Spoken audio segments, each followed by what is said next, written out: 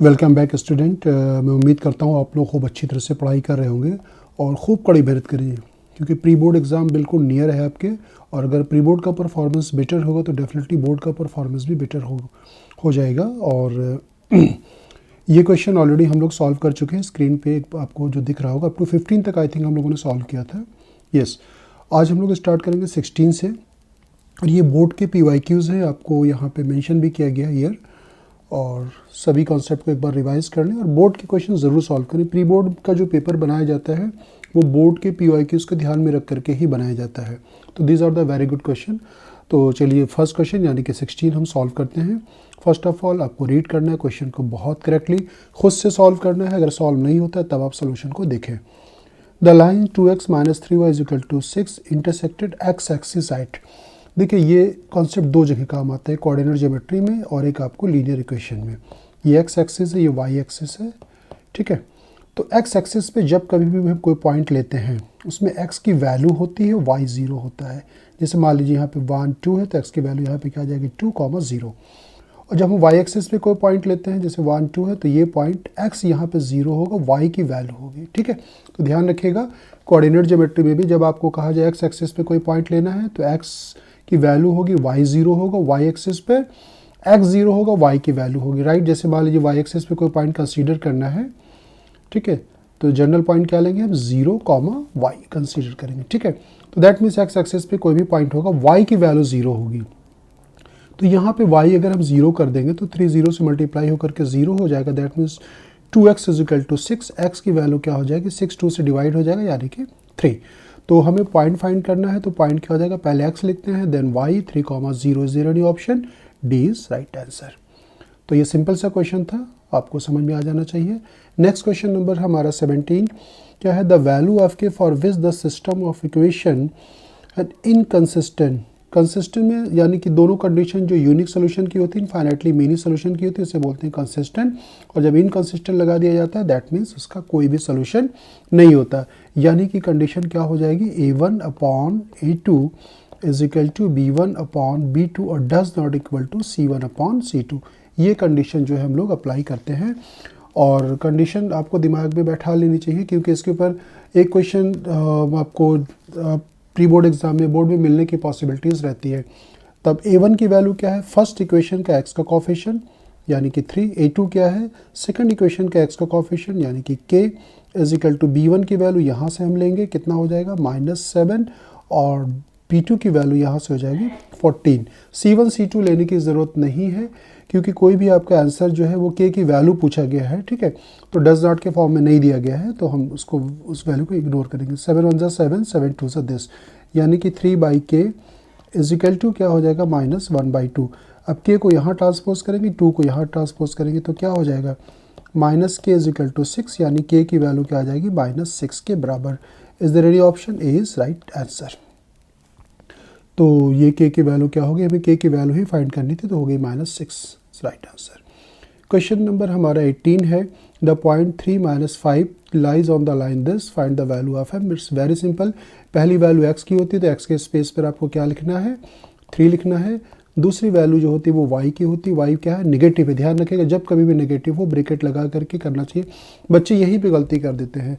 तो ये हो जाएगा 3m से मल्टीप्लाई होगा 3m माइनस ये माइनस से मल्टीप्लाई होकर के क्या हो जाएगा +5 11। तो यानी कि 3m = क्या हो जाएगा 11 - 5 यानी कि 6 आ जाएगा, और ये 3 इसके डिवीज़न में आ जाएगा तो m की वैल्यू क्या आ जाएगी 2।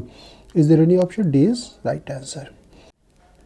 Next question 19, another very good question, इसको एक बार रीड कर लेते हैं। In the given figure graph of the 2 linear equations are shown, the pair of these linear equation is.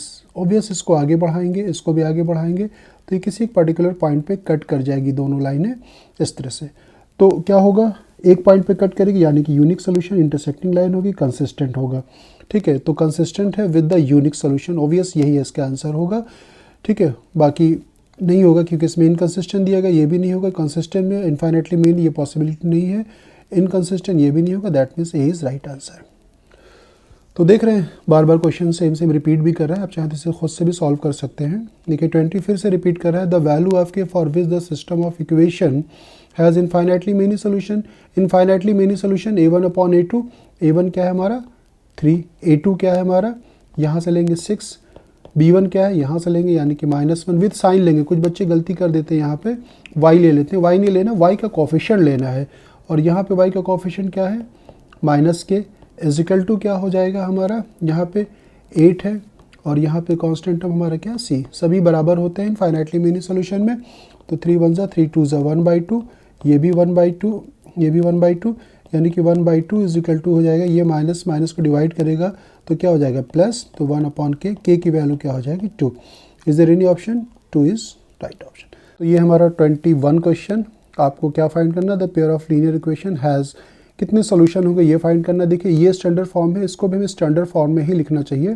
-3x, 6y को ट्रांसपोज करेंगे तो -6y, 1 को ट्रांसपोज करेंगे +1 इजिकल टू 0। अब हम इससे कंपेयर करेंगे A1/A2, A1 की वैल्यू यहाँ पे क्या है 1/-3, यहाँ पे क्या है A2 की वैल्यू क्या है 2/-6। अब इन दोनों वैल्यू को कंपेयर करें, ये क्या आ गया -1/3, 2 1 जा 2 3 जा -1/3। दोनों वैल्यू जब बराबर हो जाए देन आपको चेक करना चाहिए क्या C1/C2। C1 क्या है कांस्टेंट, फर्स्ट इक्वेशन से जो कांस्टेंट की वैल्यू होगी और सेकंड इक्वेशन से कांस्टेंट की वैल्यू 1 हो जाएगी, यानी कि 5 आ गया। तब हम क्या लिख सकते हैं कि A1/A2 इक्वल है B1/B2 के, डज नॉट इक्वल है क्या C1/C2 के। ये कौन सी कंडीशन होती है, नो सोल्यूशन की कंडीशन होती है। Is there any option, D is right answer. 22 question, if pair of linear equation in the two variables is consistent then the lines represented by the two equation. Consistent का मतलब having solution, या तो unique होगा या तो coincident line होगी, infinitely many solution होगा, right. अगर दोनों लाइनें पैरेलल होगी तो नो सोल्यूशन, इसे इनकंसिस्टेंट बोलते हैं। ऑलवेज इंटरसेक्टिंग, पैरेलल तो हो नहीं सकता। ऑलवेज कोइंसिडेंट लाइन, ये भी नहीं हो सकता, ये भी पॉसिबिलिटीज ये भी है, तो इन दोनों को मिला दिया जाए इंटरसेक्टिंग और कोइंसिडेंट, यानी कि D is right answer. Next 23, another very good question, इसको भी एक बार हम लोग देख लेते हैं क्या है। Two lines are the given to be the parallel, the equation of one of these line, एक का इक्वेशन आपको दिया गया, क्या दिया गया है केयरफुली लिखें, 5x -3y इजिकल टू 2, ठीक है। Equation of the second line के इक्वेशन देना है जो दोनों लाइनों का ग्राफ ड्रॉ करें तो पैरेलल हो। पैरेलल का मतलब ये होता है कि नो सोल्यूशन। नो सोल्यूशन की कंडीशन क्या होती है, हमें A1/A2 की वैल्यू तो बराबर चाहिए लेकिन does not equal to C1/C2, ठीक है, ये कंडीशन है हमें। तो A1/A2 अगर हम पहले इक्वेशन से अगर हम कंपेयर करते हैं तो क्या आ जाएगा 5/-15 यानी कि -1/3 हो जाएगा। यहाँ से अगर कैलकुलेट करते हैं तो -3/-9, ये प्लस में आ जाएगा बराबर, मतलब ये वैल्यू जो आ जाएगी 1/3 आ जाएगी, यानी कि दोनों value does not equal to, तो ये यूनिक सोल्यूशन, ये ऑप्शन नहीं हो सकता। दूसरी वाली में भी अगर हम चेक करेंगे, देखिए यहाँ पे तो पॉजिटिव है, यहाँ पे भी पॉजिटिव है, तो अगर दोनों पॉजिटिव है, यहाँ पे एक पॉजिटिव है एक नेगेटिव है, तो ऑब्वियस ये भी नहीं होगा, तो इसको भी हम इग्नोर कर देंगे। सी ऑप्शन को हम चेक करने की कोशिश करेंगे, तो ये हो जाएगा 5/9, और दूसरा अगर हम चेक करते हैं तो -3/-15, ये भी डज नॉट इक्वल टू, यानी कि ये ऑप्शन भी नहीं हो सकता। तो डी ऑब्वियस होगा। डी कैसे होगा चलिए मैं चेक करके बताता हूँ। डी को इसके नीचे मैं एक बार लिख लेता हूँ, -15x + 9y इजिकल टू 5, तो ये हो जाएगा 5/-15, यानी कि इसकी वैल्यू क्या हो जाएगी -1/3। उसके बाद B1/B2 -3/9 लेंगे तो ये भी वैल्यू क्या हो जाएगी -1/3। A1/A2 तो बराबर हो गया, और C1/C2 निकालेंगे वो डज नॉट इक्वल टू होगा, तो दैट मीन्स क्या हो जाएगा इसका नो सोल्यूशन पैरेलल लाइन के, तो डी इसका right answer.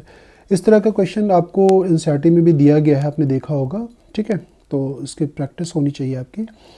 Next question number 24, the pair of linear equation y is equal to 0, y is equal to 0 याद रखिएगा, जैसे ये y है ये x है, x इक्वेशन को ही हम कहते हैं y इजिकल टू 0, क्योंकि इस पर एवरीवेयर y 0 है, कहीं भी आप जाएंगे किसी लेफ्ट साइड राइट साइड और सब पे y की वैल्यू क्या होगी 0, और y is equal to -7, y is equal to -7 का मतलब ये हो गया, मैंने आप लोगों को इसके पहले जो वीडियो अपलोड किया था बोर्ड एग्जाम्स के PYQ, इसमें मैंने बताया था y इजिकल टू अगर +-k है तो वो लाइन क्या हो जाएगी पैरेलल टू x एक्सिस होगी, तो -7 तो नीचे 1 2 3 4 5 6 7, ये एक लाइन रिप्रेजेंट करेगी y is equal to -7।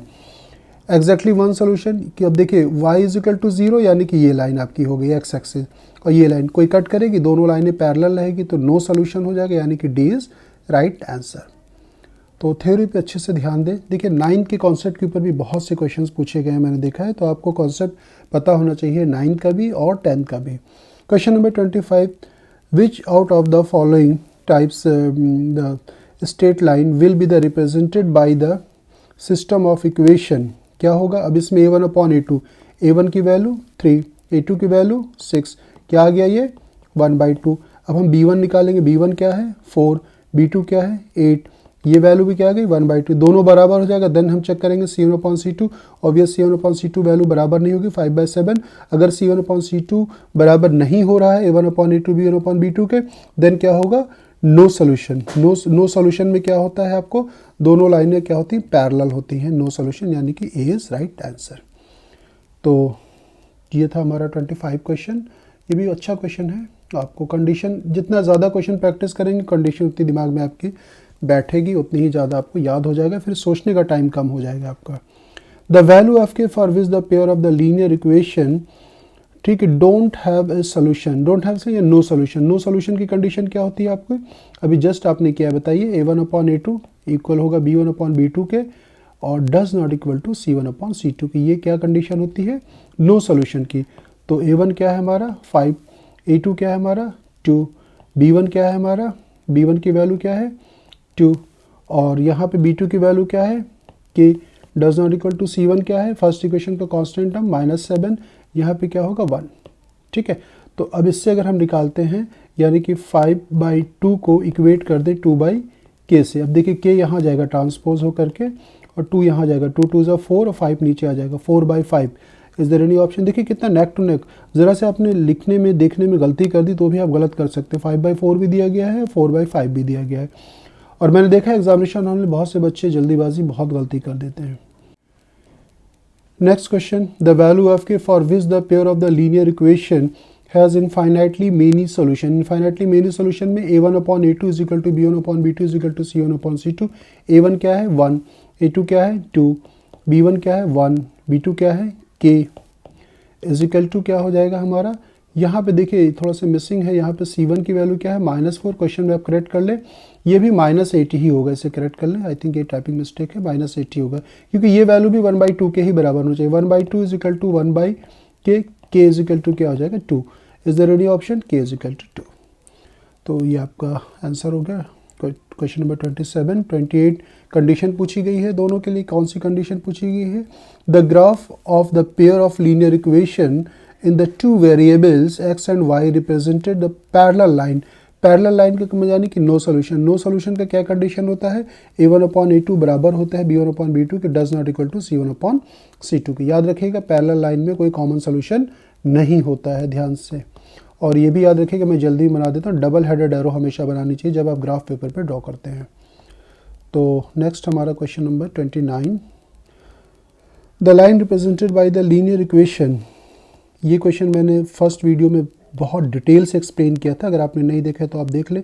x is equal to positive है, a मान लीजिए 2 है तो 1 2 पे एक लाइन होगी जो पैरेलल टू y एक्सिस होगी। x इज इक्वल टू क्या हो जाएगा ये a, y is equal to b, positive है, b की वैल्यू मान ली 3 है तो 1 2 3। मैं आपको समझा रहा हूँ, अगर y की वैल्यू b कुछ भी हो सकता है, मैंने आपको समझाने के लिए। देखिए एक पॉइंट पे इंटरसेक्ट करेगी, एक पॉइंट पे इंटरसेक्ट करेगी, इंटरसेक्टिंग एट, जो इंटरसेक्टिंग पॉइंट है, पहले हम x लिखते हैं, x की वैल्यू ये है, देन y लिखते हैं b, तो a b पे इंटरसेक्टिंग a एंड b। ठीक है, तो सिंपल सा क्वेश्चन था। नेक्स्ट लास्ट क्वेश्चन 30, ये भी बहुत ही अच्छा क्वेश्चन है। The pair of linear equation have the unique solution if, बस आप इसे सॉल्व कर ले। तो x का कोफिशिएंट ये हो जाएगा 2k, यहाँ पे x का कोफिशिएंट क्या है 6, इज इक्वल टू क्या होगा, यूनिक सोल्यूशन के लिए does not equal to b1, b1 की वैल्यू क्या है 5, यहाँ पे भी क्या है 5, यानी कि ये हो जाएगा 2 1 ज़ा 2 3 ज़ा k बाई ये 3 लिख लें, 3 इज इक्वल टू क्या हो जाएगा, डज नॉट इक्वल टू 5 को डिवाइड करेगा तो क्या हो जाएगा 1, तो यानी कि k does not equal to 3। Is there any option, A is right answer. तो आई थिंक आपको अच्छी तरह से समझ में आ गया होगा। तो ये 30 ऑब्जेक्टिव क्वेश्चंस जो मेरी टीम ने कलेक्ट किया था वो मैंने सॉल्व कर दिया। मैंने असाइनमेंट भी दिया है इन क्वेश्चनों को। इसके बाद में और डिफरेंट टाइप की बोर्ड के पॉइंट ऑफ व्यू से जो इंपॉर्टेंट क्वेश्चंस होंगे वो हम ले करके आएंगे नेक्स्ट वीडियो में। और आपको ये वीडियो कैसा लगा मुझे ज़रूर बताएं। और कोई क्वेरीज है तो आप मुझसे पूछ सकते हैं। आपकी कोई अपनी पर्सनलाइज क्वेरी हो, जो क्वेश्चंस आपको ना समझ में आ रहा हो, वो मुझे व्हाट्सएप कर सकते हैं हमारे नंबर पे, और मैं उसको ज़रूर रिप्लाई करूँगा आपको। तो चलिए मिलते हैं नेक्स्ट वीडियो में। अपना ख्याल रखिएगा, अच्छे से पढ़ाई कीजिएगा, अपना वक्त बर्बाद मत कीजिएगा। ओके, मिलते हैं फिर।